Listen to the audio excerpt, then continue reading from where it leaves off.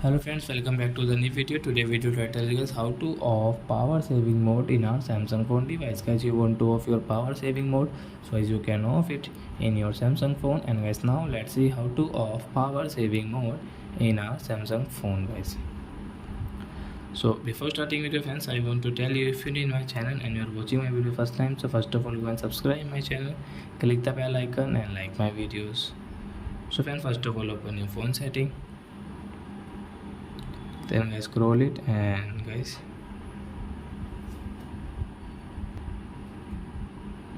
then guys you will have to click on your battery and device care setting.